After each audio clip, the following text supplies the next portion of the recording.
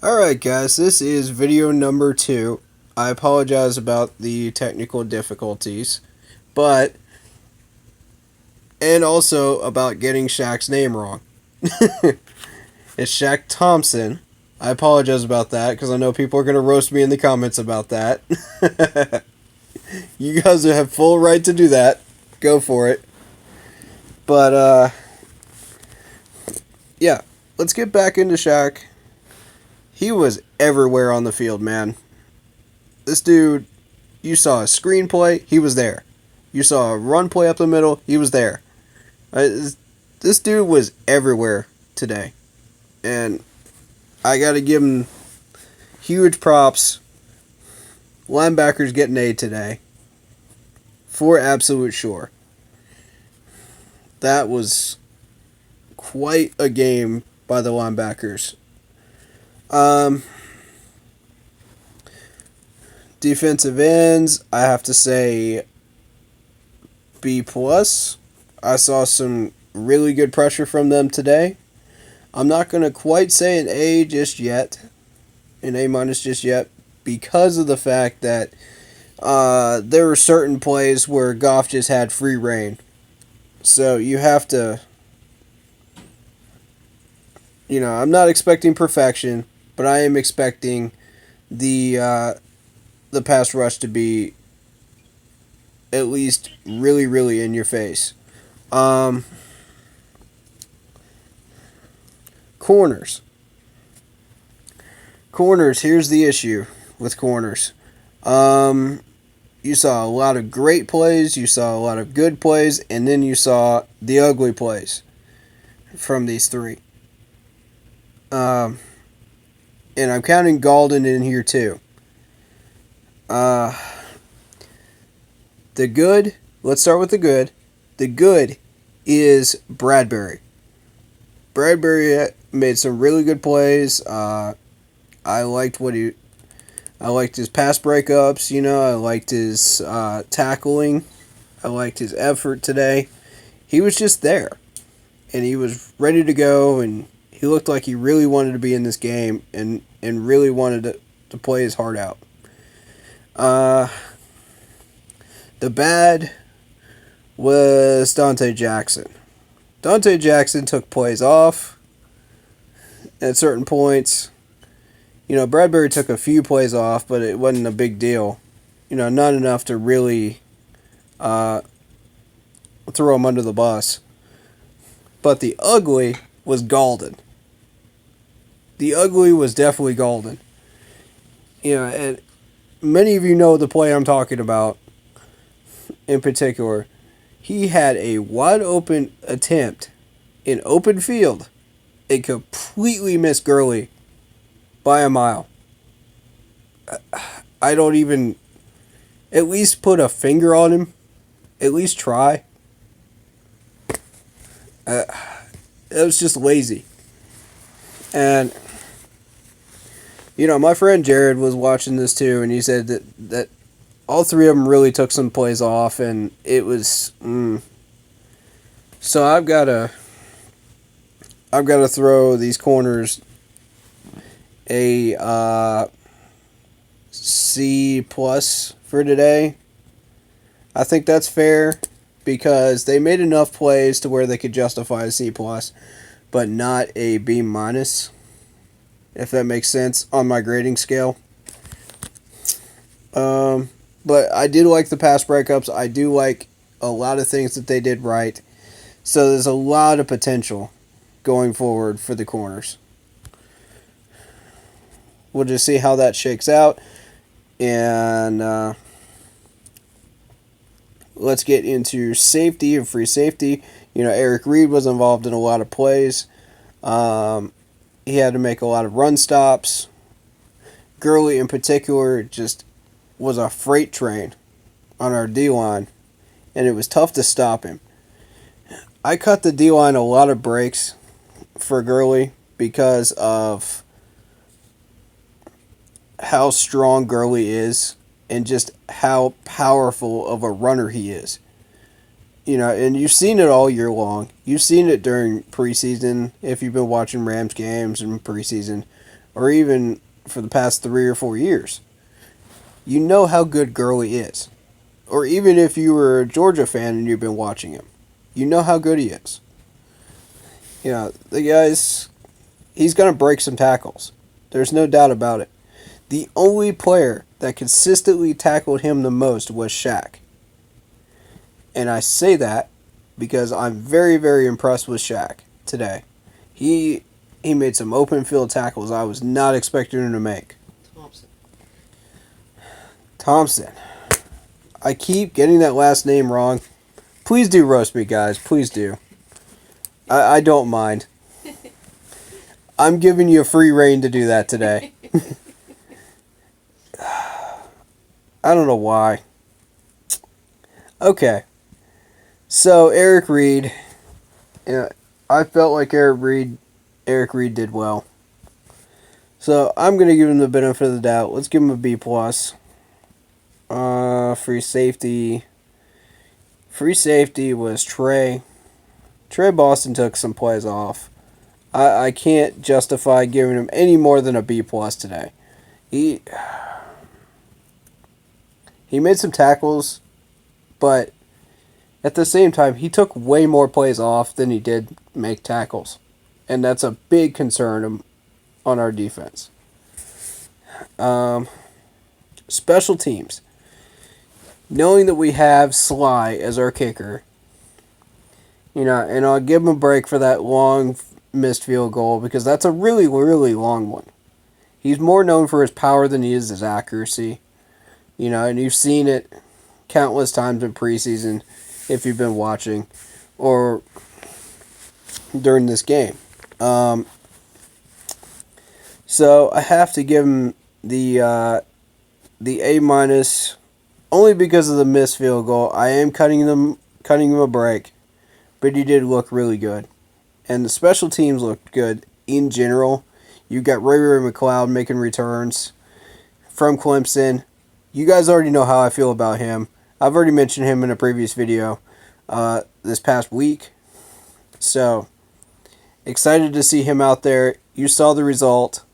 He's twice as good as, what was it, Mickens? Mickens, I think, was the guy he took a number of. And he just generally looked better than Mickens ever did when he was in preseason and training camp. So, he's a 2-year veteran in the league. He should be by now. So, he's faster in general. Special teams wise, I did really, really like the effort. Especially when the Rams were going to kick a field goal and we were ready for that fake. Our special teams coach had us ready for that fake. I mean, it was not even remotely close. He knew exactly when that fake was coming. He knew where it was going, what it was going to be, and he had our guys adjusting and moving around like chess pieces on a board. And I was like, this is awesome. This is what we need to see. And we had that block punt, which was absolutely beautiful, that put us in at the 5-yard line, right at their doorstep, and scored it in easily with Christian McCaffrey. And I was like, this is motivation. This is absolutely great game tape for them to look at going forward. This is what we want to see more of on special teams. So I will definitely say special teams has definitely earned their A- grade today. They worked hard and they got it done. Coaching. Ron Rivera, amazing job on that challenge. I completely agree with it. A lot of people are going to be like, oh, I disagree, blah, blah, blah, and give their reasons why. It's going to be a huge debate. It really is. Among the comment sections and fan base in general this week. But I honestly think he caught that ball and he actually took a step forward.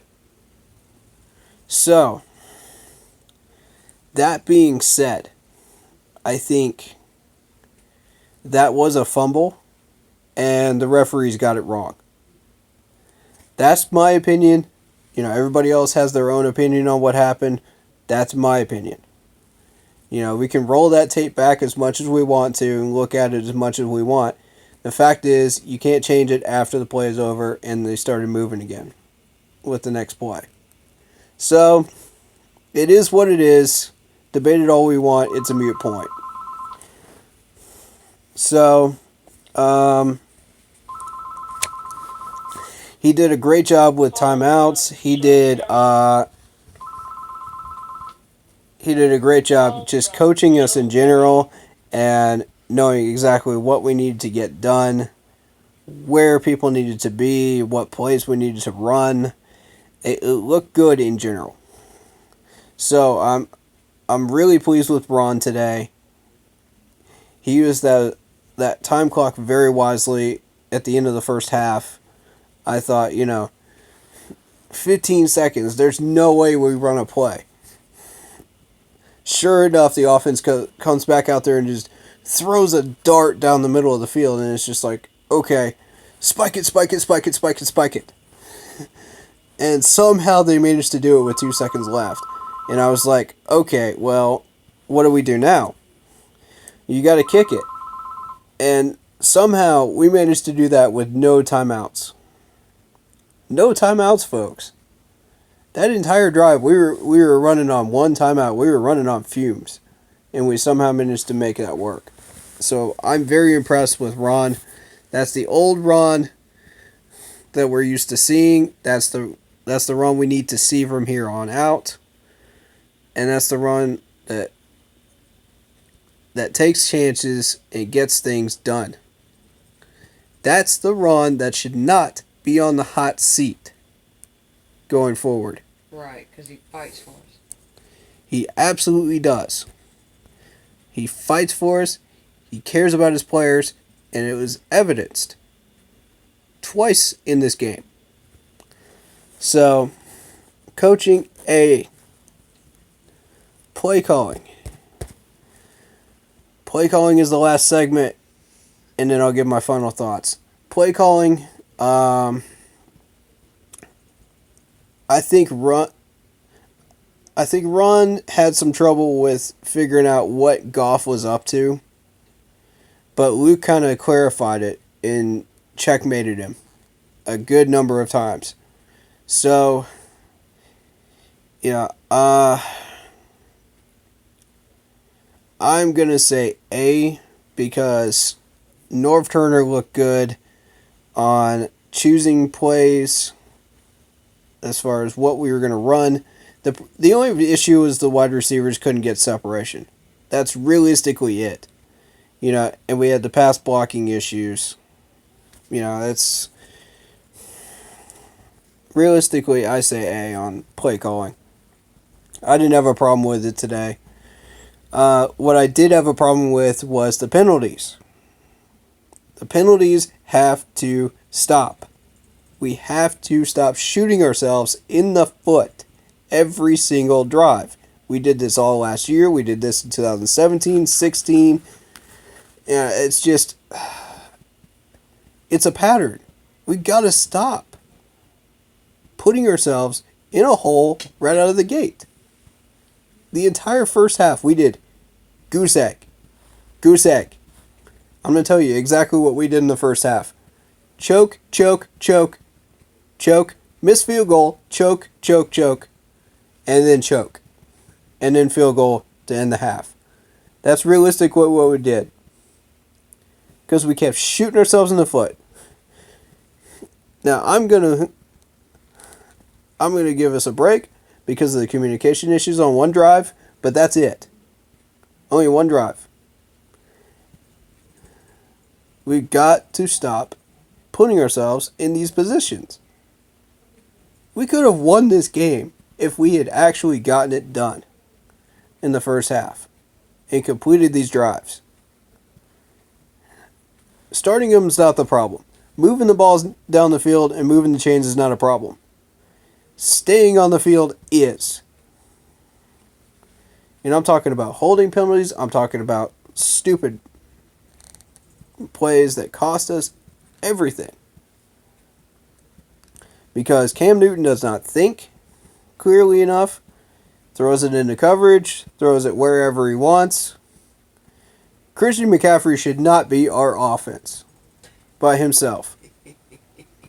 We've got Curtis Samuel, who was a ghost in the first half. We got DJ Moore, who, oh yeah, let's throw some short passes. Great. Great. That doesn't move the sticks. Where do we go from there? Greg's doubled. Of course they're going to double Greg. Yeah. Why would you throw it there? You just got to think, Cam. You got to think. You got to use the noggin. Where's the best place to throw it? It's not in coverage. It's not in double coverage. It's definitely not in triple coverage. And it's definitely not to the other team. Where are you going to throw it? Make a decision, Cam. I'm not happy with that. So, bottom line, if this becomes a pattern going into week 2, week 3, week 4, it's going to keep multiplying. Everything we do is a domino effect. Everything. And for me, if we keep doing this, we're getting up right where we were last year. Is that what everybody wants? Of course not. We have the potential for 9 or 10 wins. And 9 wins is not going to cut it, folks. We've seen the wild card race for the past 3 years, for the past 5 years, for the past 7 years. 9 wins does not cut it. 10 wins puts us in a position where we can fight. But should we? Do we have a team worthy of the playoffs once we get there? Makes you wonder. So anyway, final thoughts. Christian McCaffrey, Shaq, game ball, period. These two earned it for me today. That is the definition of keep pounding, and that is the example I want every player on this team to follow going forward throughout this season. If we show that effort, that motivation, that dedication, that fill in the blank, folks, in the comments below. That is what we want going forward this year. This team is capable of so much more. We have to keep playing. We have to keep fighting. And we have to keep pounding. Thank you guys for watching. I hope you guys enjoyed these videos as much as I did making them. Please hit that like button, hit that subscribe button, hit that bell so you don't miss any new content, and leave a comment down below if you feel so inclined. And as always, we are a family. Take care of each other, be kind to each other, and keep pounding!